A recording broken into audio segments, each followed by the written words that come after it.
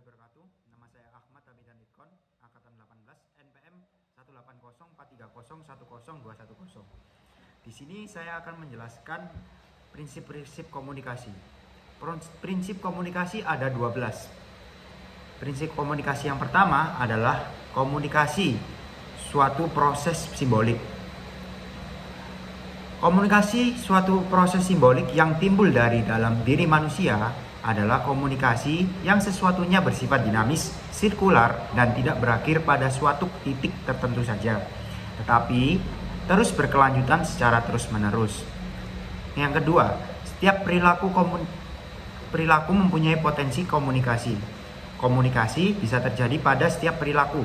Hal ini dimaksudkan bahwa setiap orang bisa saja dimaknai sedang terlibat dalam proses komunikasi, meski tidak bermaksud untuk mengkomunikasikan sesuatu. Adanya gerak tubuh, ekspresi wajah, hingga kontak mata bisa dimaknai sebagai bentuk komunikasi oleh orang lain. Yang ketiga, komunikasi punya dimensi isi dan hubungan. Prinsip komunikasi berikutnya adalah adanya dimensi isi dan hubungan pada komunikasi. Tiap pesan komunikasi mempunyai dimensi isi, di mana dari dimensi isi tersebut kita bisa memprediksi dimensi hubungan yang ada di antara pihak-pihak yang melakukan proses komunikasi sesuai dengan pelaku yang terlibat. Yang keempat, saya akan menjelaskan komunikasi berlangsung dalam berbagai tingkat kesengajaan. Komunikasi bisa terjadi dalam berbagai tingkat kesengajaan. Artinya bisa terjadi tanpa direncanakan, seperti dua orang yang menyapa di tengah jalan, atau bisa juga yang betul-betul direncanakan sedemikian rupa, seperti dalam bentuk rapat atau seminar yang dilangsungkan secara resmi. Yang kelima, ada komunikasi terjadi dalam konteks ruang dan waktu. Proses komunikasi terjadi dalam konteks ruang dan waktu. Pesan komunikasi yang dikirimkan oleh pihak pengirim disesuaikan dengan tempat di mana proses komunikasi itu berlangsung, kepada siapa pesan itu dikirimkan, dan kapan komunikasi itu berlangsung, sehingga memenuhi konteks ruang waktu tersebut. Yang keenam, komunikasi melibatkan prediksi peserta komunikasi. Proses komunikasi juga dapat diprediksi oleh pelaku yang terlibat. Misalnya, saat kita menyapa seseorang, kita tentu mengharapkan orang itu akan menyapa balik. Hal ini juga sesuai dengan norma, kebiasaan, atau pola dalam berkomunikasi yang digunakan oleh para pelaku yang terlibat. Yang ketujuh, komunikasi bersifat sistemik. Prinsip komunikasi berikutnya adalah bersifat sistemik, artinya cara seseorang untuk berkomunikasi dipengaruhi oleh beberapa faktor, mulai dari latar belakang budaya, pendidikan, nilai, adat, dan pengalaman. Faktor eksternal seperti kondisi keluarga dan lingkungan juga turut berpengaruh pada komunikasi yang sistemik.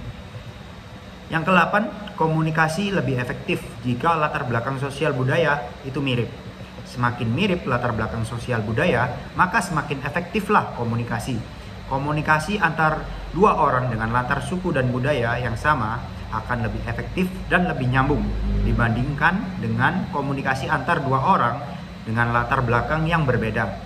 Kemiripan unsur sosial budaya seperti bahasa dan pendidikan memiliki dampak besar terciptanya komunikasi yang efektif. Yang kesembilan, komunikasi bersifat non-sequential. Proses komunikasi bersifat sirkular dalam arti tidak berlangsung satu arah.